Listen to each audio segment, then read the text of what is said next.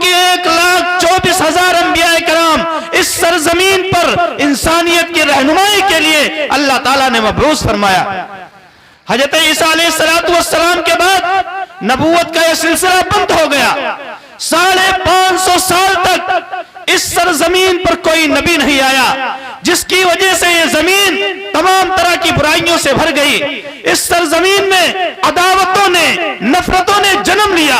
اسی سرزمین پر عورتوں کی عزت کے ساتھ کھلواڑ کیا جانے لگا، عورت کو ہوس کا نشانہ بنایا جانے لگا، اس کے حسن کے بازار لگنے لگے، اور پھر جو درندہ جس عورت کو چاہتا اس کا انتخاب کر کے اور اس کے ساتھ اپنی ہوسناک صورت اختیار کرتا اور اپنی پیاس کو بجھاتا تھا، وہ عورتیں چیختی اور چلاتی کہ خدایا کوئی میرا مسیحا تو بھیج دے جو مجھے اس ظلم و ستم سے نجات دے۔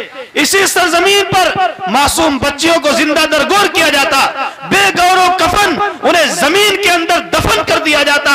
وہ بچیاں چیختی اور چلاتی لیکن ان کی مسیحائی کرنے کے لیے کوئی تیار نہ ہوتا۔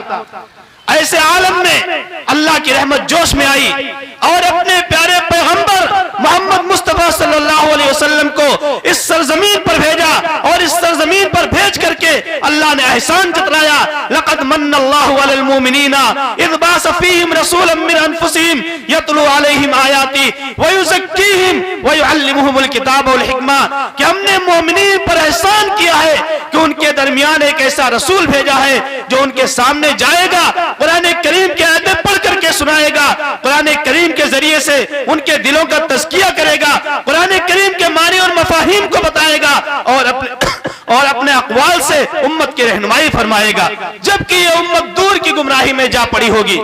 اللہ کے رسول صلی اللہ علیہ وسلم اس دنیا میں آئے اور قرآن کریم کی تعلیمات کو عام کیا۔ قرآن کریم سے بہت سے لوگوں کی زندگیاں بدل گئیں، قرآن کریم سے بہت سے ظالموں نے ظلم سے توبہ کر لی، قرآن کریم کی وجہ سے بہت سے دلوں میں انقلاب آ گیا۔ ایک صحابی رسول ہیں طفیل بن عمرو دوسی، جب وہ ایمان نہیں لائے تھے اس وقت وہ مکے کے اندر تشریف لائے، اور وہاں مکے کے سرداروں نے کہا کہ آپ ہماری اس سرزمین پر تشریف تو لے آئے ہیں لیکن سن لو ہماری اس سرزمین پر ایک دیوانہ آیا ہے جو اس کی بات کو سن لیتا ہے وہ اپنے آباء و اجداد کے دین سے برگشتہ ہو جاتا ہے۔ طفیل بن عمرو دوسی جو قبیلے دوس کے سردار تھے وہ کہتے ہیں کہ مجھے اس قدر ابھار دیا گیا کہ جب میں مکہ کی گلیوں میں چلتا تو میں اپنے کان میں ڈانٹ ڈال لیتا، کہیں ایسا نہ ہو کہ اس دیوانے کی بات ہمارے کانوں سے ٹکرا جائے اور اپنے آباء و اجداد کے دین سے برگشتہ ہو جائے۔ چنانچہ اللہ تعالیٰ کے نے ان کی تقدیر میں کوئی اور فیصلہ کر رکھا تھا۔ ایک دن وہ اسی گلی سے گزر رہے تھے، نبی پاک صلی اللہ علیہ وسلم قرآن کریم کی تلاوت کر رہے تھے، وہ قرآن کریم کی تلاوت جب ان کے کانوں سے ٹکرائی تو ان کے کانوں کو بھا گئی اور ان کے کانوں کے راستے چیختی ہوئی دل کی اتھاہ گہرائیوں میں اتر گئی۔ وہ اور قریب ہوئے اور کہنے لگے اے اللہ کے رسول اور پڑھتے جاؤ، مجھے قرآن کو سننا بڑا مزہ آ رہا ہے۔ نبی پاک صلی اللہ علیہ وسلم قرآن کریم کی تلاوت کرتے جاتے اور ان کے دلوں کے اندر انقلاب برپا ہوتا جاتا۔ آخر کار انہوں نے بلند آواز سے کہا اشہدو ان لا الہ الا اللہ و اشہدو ان محمد رسول اللہ۔ یہ قرآن کریم ہی ہے جس کی وجہ سے ان کے دل کے اندر انقلاب برپا ہوا اور وہ ایمان کی دولت سے سرفراز ہو گئے۔ قرآن کریم کی عظیم دولت حضرت عمر فاروق رضی اللہ تعالیٰ عنہ کے ہدایت کا سبب بنی اور وہ بھی ایمان کی دولت سے مالا مال ہو گئے۔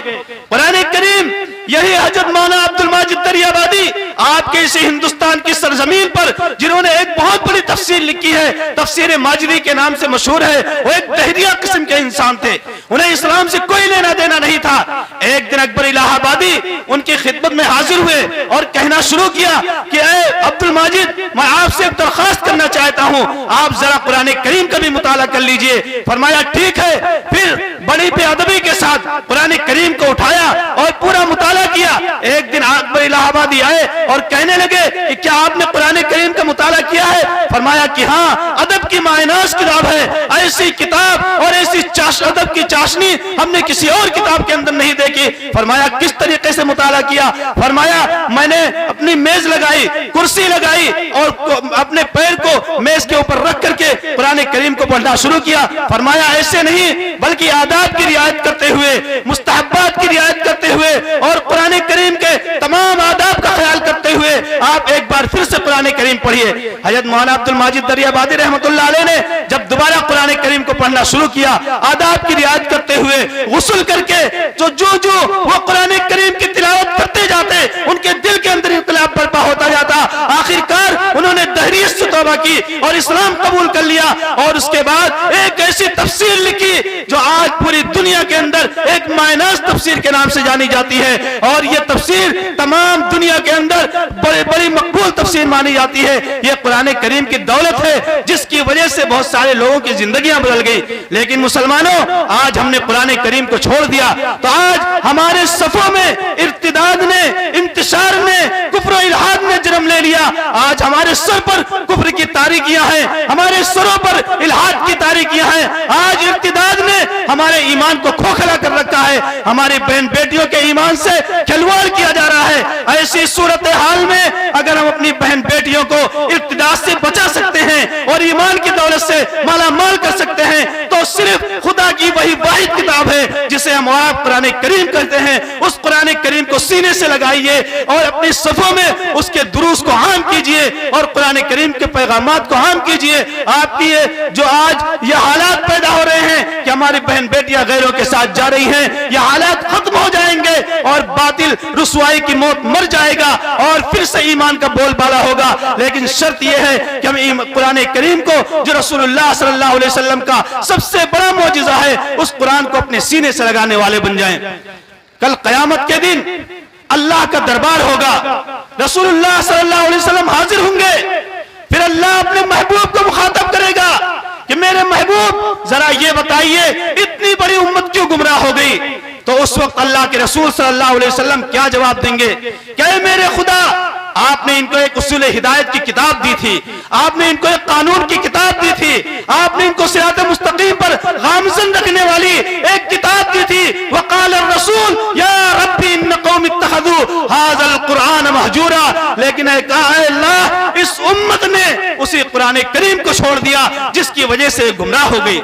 اگر ہم قرآن کریم کو چھوڑیں گے تو کل قیامت کے دن رسول اللہ صلی اللہ علیہ وسلم بجائے اس کے کہ ہماری شفاعت کریں، ہماری شکایت کر دیں گے۔ اور یاد رکھنا، محبوب کبریا اگر کل قیامت کے دن ہماری شکایت کر دے گا تو پھر دنیا کی کوئی طاقت نہیں ہوگی جو ہمیں نجات دلا سکے اور ہمیں جہنم سے بچا کر کے جنت کا مستحق بنا سکے۔ اس لیے مسلمانوں، قرآن کریم کو مضبوطی کے ساتھ تھامو، ورنہ ملت کا شیرازہ بکھر جائے گا۔ اگر یہ ملت بکھرے گی تو یہ نہ سمجھنا کہ اسلام پر آ جائے گی۔ اگر یہ ملت بکھر گئی تو تم اپنی حفاظت کا خیال رکھنا، تمہاری حفاظت کرنے والا، تمہیں مدد دینے والا، تمہارا تعاون کرنے والا اس سرزمین پر کوئی نہیں آئے گا۔ اس لیے اگر ملت کے شیرازے کو بکھرنے سے بچانا ہے، اپنے صفوں میں اتحاد پیدا کرنا ہے، تو رسول اللہ صلی اللہ علیہ وسلم کے اس آخری پیغام کو یاد کرو، ترکت فیکم امرین لن تزلوا ما تمسکتم بہما کتاب اللہ وسنت رسول اللہ صلی اللہ علیہ وسلم۔ کہ میرے امت کے لوگوں، میں تمہارے درمیان دو عظیم چیزیں چھوڑ کر کے جا رہا ہوں، جب تک تم اس کو مضبوطی کے ساتھ پکڑے رہو گے دنیا کی کوئی طاقت تمہیں گمراہ نہیں کر سکتی۔ ایک اللہ کی کتاب اور ایک میری پیاری سنتیں۔ لیکن افسوس کہ ہم مسلمانوں نے دونوں چیزوں کو چھوڑ دیا۔ آج ہم نے غیروں کا طریقہ اختیار کیا، آج ہم نے یہودیت کے طریقے کو اختیار کیا۔ ہمارے معاشرے میں یہودیت کے طریقے زندہ ہیں، ہمارے معاشرے میں نصرانیوں کے طریقے زندہ ہیں۔ اگر ہمارے معاشرے میں کسی کی طریقے کو ہم نے ختم کیا ہے تو محمد رسول اللہ صلی اللہ